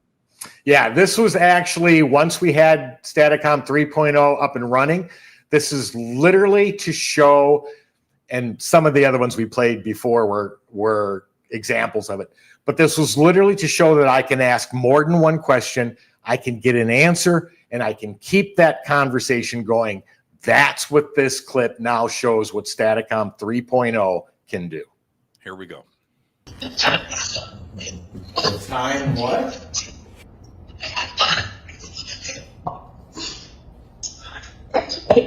Well, I can hear you when you whisper, you know that, right? Spirits, if you're not familiar with this device is called Staticom. If you heard me say Staticom. That's better. Now, can you say Staticom for me, please?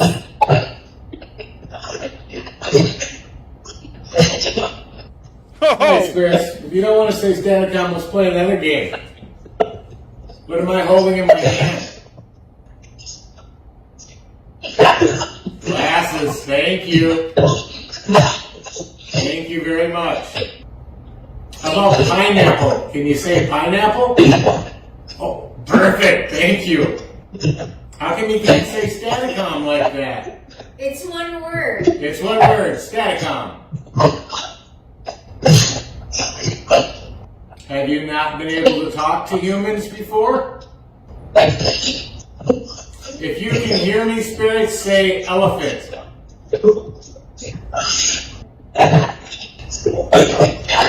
Do you know Tony?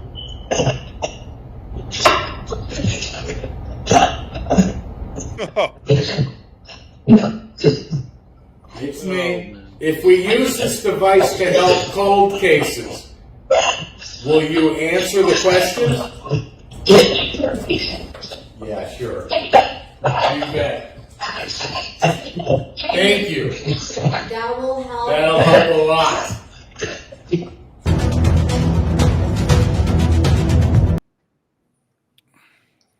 Wow. Real two-way communication. Wow. Is there, just for clarification and transparency, Is there any editing done there, or is all of this just in real time as it's No, busting out? that one we just watched, there is editing. That was about an hour and 20-minute session. We Okay. did clip it with questions and responses. So that is a clipped version. How quick are the responses? They're right there. Oh man. Yeah, that's crazy. We And now, I know everybody's thinking this. We have different tonalities in the voices. There's a whisper, right? Yep. It almost sounds female.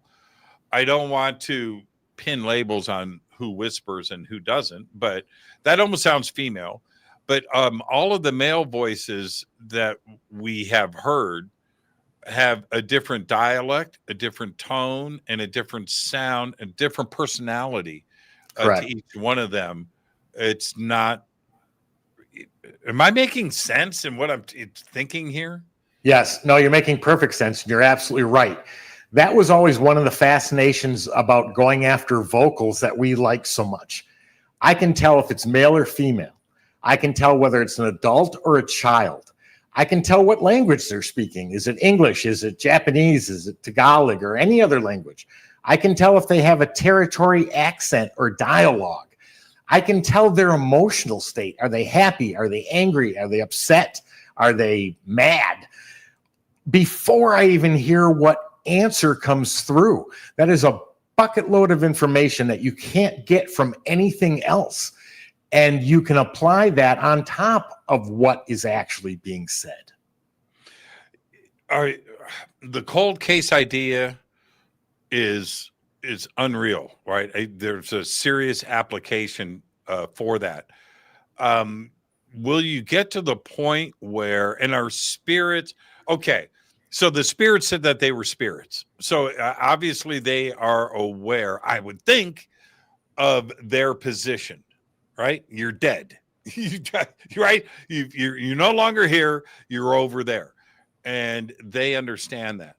Do you think you're going to be able to get to the point where you can ask direct, what year did you die? No, you can do that. We've done that. Right? Because if they are, we have very little time left. If somebody died in the year 1000, they don't know what the frig the internet is, right? Well, they don't know what white noise is. Do they understand?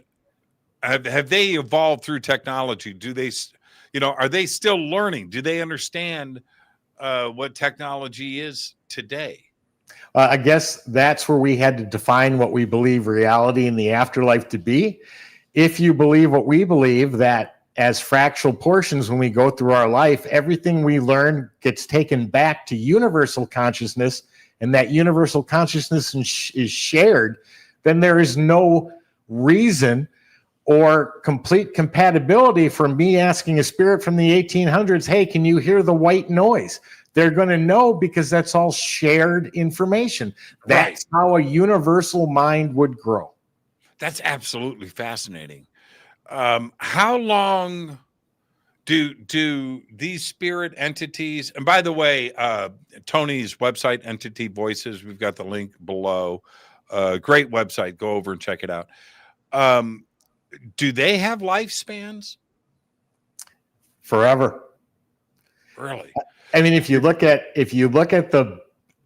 consider consciousness to be the ontological primitive of life, which is basically displaying the universe and everything in it, and us when we're in human form, and people say, well, so how are you sure that consciousness goes with you?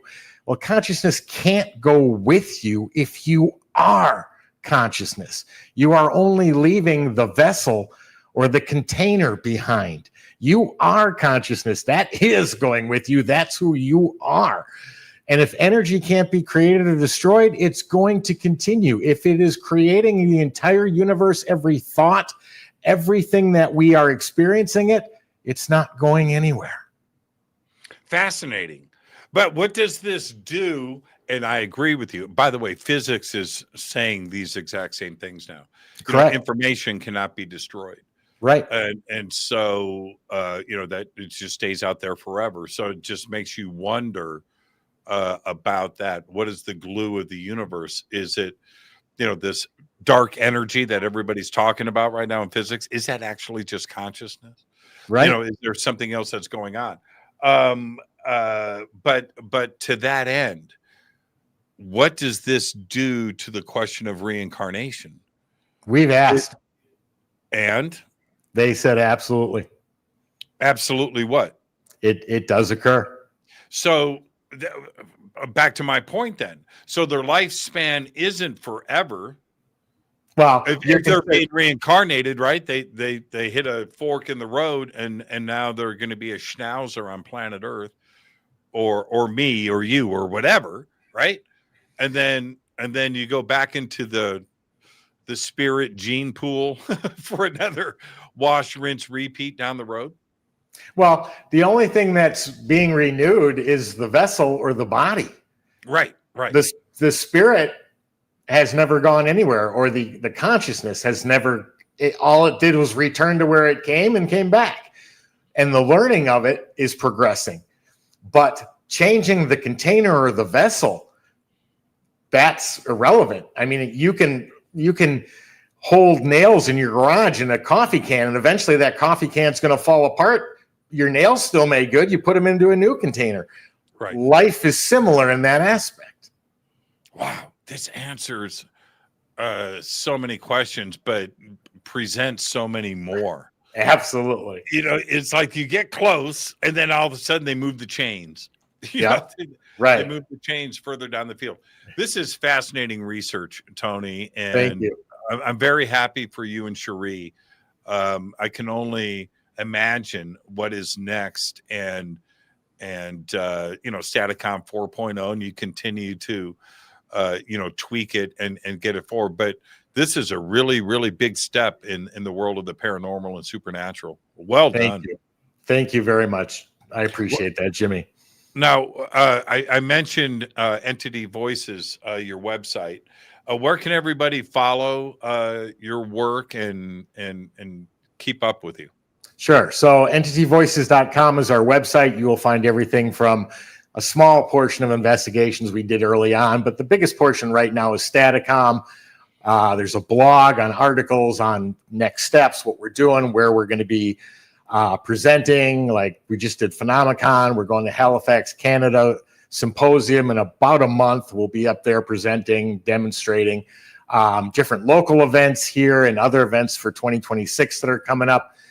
Facebook, either Tony Rathman or Cherie Rathman. YouTube, just look up Staticom. Instagram, we're there. TikTok, just about most social media you can find us. Man, just what a great show, man. What a great show. Thank you. Give my best to Cherie. I love you guys so much. And wow, what a great, amazing show. I learned so much. Just great.